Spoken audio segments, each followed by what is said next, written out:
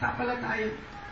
Pero alam mo, nung napanaginipan kita, pinag-pray kita pagkatapos nung mapanaginipan kita. Last week, pinag-pray mo ako. Naku, salamat. Kasi nung last week na yon, nandun ako sa ibang bansa. Kasalukuyan na ako ay pauwi dito sa Pilipinas. Nagpaplano at ako'y namimili. Ako ay hinuhold up last week.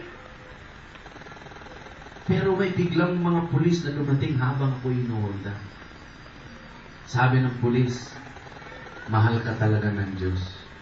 Kaya pala, mayroong taong nag-pray sa akin nung nakaraang linggo.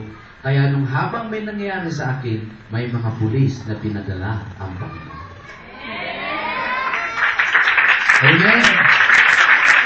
Kaya, ganito ha, pag kayo ay may naalaalang kaklase, kaibigan, pag-pray nyo agad, baka may nangyayari sa kanila.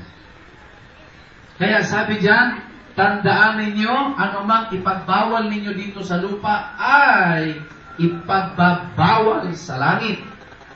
At ang ipahintulutan ninyo dito sa lupa ay pahihintulutan sa langit. Kita nyo yan?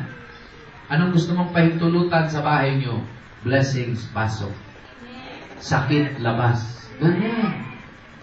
Blessings, pasok. Sumpa, labas. Ha? Blessings, pasok. Problema, labas. Yan. Pinahintulutan mo yung blessing at pinalalabas mo yung hindi dapat. Amen? Okay, ano pang kasunod? Yan. Sabi niyan sa verse 19, I tell you this, if two of you agree here on earth. Okay? Dalawa, mag-agree lang. Concerning anything you ask, my Father in heaven will do it for you. Grabe ha? Dalawa lang daw. Halimbawa, Romel, tumayo ka na. Sige, tumayo ka rin, Kurt. Halimbawa, si Romel at saka si Kurt ay mag-agree lang. Sabi ni Kurt, gusto ko ng gusto ko ng kalakasan. Gusto ko ng pagpalain ako ng Lord. Sabi naman ni Romel, ay, amen, agree ako dyan. Agree ako dyan. Yung kailangan ni Kurt, mangyayari kasi may nag-a-agree. Mayroong tao na umaayon. Ha? Mayroong umuoo. Pag may kaibigan ka na may gusto ka na ang sinasabi ay ayaw, no? Kailangan sa Diyos. Kung sa Panginoon. Kung para kay Lord yan at nag-a-agree siya, blessings yan. No? Pero huwag naman yung yayayain mo sa masama. Halika, gawin natin to. Huwag, ayoko. Hindi ba sabi ng Bible, kailangan sumang-ayon ka? Huwag mong gagamitin yun. Kasalanan yun. Hindi sa Diyos yun. No? Hindi sa Diyos yun. Kailangan lahat ng bagay, i-agree natin kay Lord. Okay? Now, sabi niyan, for where two, ito na sabi, salamat ha, Romel sa friend. For where two or three gather together as my followers. Sabi diyan, sabay-sabay, lakasan. I'm there among them. Kung mayroong dalawa, tatlo na nagkakatipon dahil sa aking pangalan, ako'y naroon kasama nila. Sino naniniwalang kasama natin si Lord na? I-bless ni Lord ang mga offering na ito. Lahat ng nagbigay nito ay pagpapalain ng Diyos. Amen? Sila'y magiging successful. Hallelujah. Palakpan na natin ang Panginoon. Amen. Praise God. Lahat ng ito ay handog natin sa Panginoon. Amen? Offering natin yan kay Lord. Bakit kailangan tayo maghandog? Doon natin pinamada-dalama ang pagmamahal sa Panginoon at ang pagsunod sa Kanya. At doon na ang Diyos nalulugod sa ating handog. Amen? Worship speaks of reverence.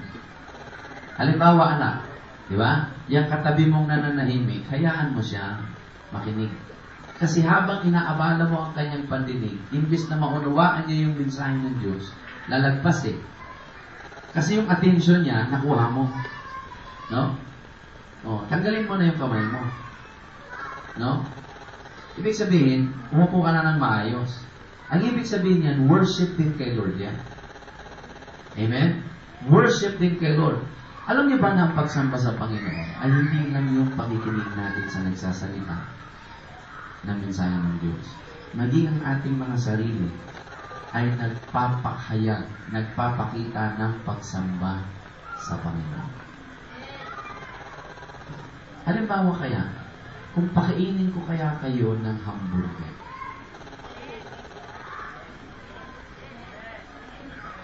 no? Gustong-gusto mo talaga. Kasi, yun yung hinahanap ng tiyan mo. Pero, ang salita naman ng Diyos, yun din ang hinahanap ng Espiritu mo. No? Hindi nyo napapansin, pag nakikinig kayo ng salita, parang gustong-gusto mong matulog. Hinang-hina ang katawan mo. Kasi, the Spirit is willing, but the flesh is weak. Kailangan i-worship natin sa Lord in the Spirit and in truth. Doon, kailangan makita ka ng Panginoon. Dahil kung nasaan yung 2 o 3 nagkakatipon sa pangalan ko, naroon akong kasama nila. Palakpakan natin ang Panginoon. Sige, tumulong tayo lahat.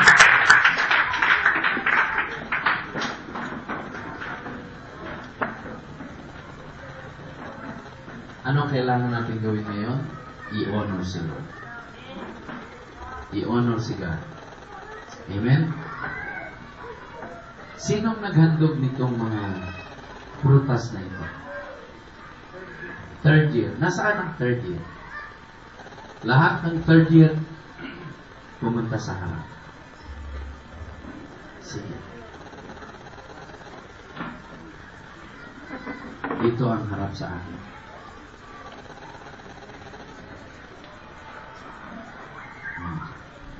Sige anak. Susunod ko. Walang sa second row. Lahat sa first row. Ang sabi ng Biblia, He honors the offering of His people. Maghahandog sa Panginoon at kanyang bayan. Ngayong umagang ito, lahat ng mga handog na yan, iaalay natin sa Diyos. At ang handog na yan, yan ang destiny ninyo. Kaya, bless talaga yung maghahandog. Amen? Okay. Anak, hawakan mo yung isa. Amen. Sige, anak, ikaw na dito. Tapos ikaw na, hawakan mo. Ayan. Sige, umakit ka na dito. Anak natin. Ayan. Lahat tayo ngayon, maghahandog sa Panginoon. Sa lumang tipan, pag naghahandog ang mga Israelites, binibless ang mga handog. At lahat ng mga kasama sa paghahandog, nagpupurit ng papasalamat. Sige, lahat ng mga kamay, itaas at ituro sa kanila, at ipapanalangin natin lahat ng handog na ito. Dakilang Diyos, maraming salamat sa mga handog na ito. Hindi lang po ito ay isang handog, kundi pagsambang handog para sa iyo. Pagpalain mo ang mga kamay na iyong ginamit upang maghandog ng mga pagkain ito. Ito'y handog nilang may papuri at pasasalamat para sa iyo. Pagpalain mo ang kanilang pag-aaral, ang kanilang kalusugan, ang kanilang buhay. Marating nila yung destiny nila, Lord, puno ng pagpapala at tagumpay.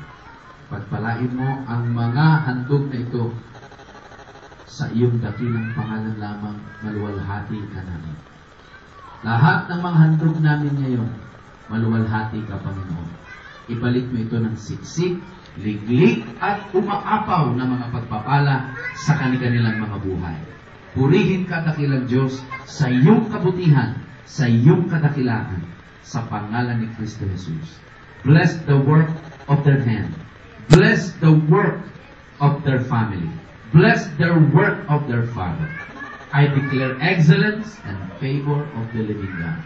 Sa pangalan ni Kristo Jesus, itong aming panalangin, lahat ay magsasabi ng Amen. Sige.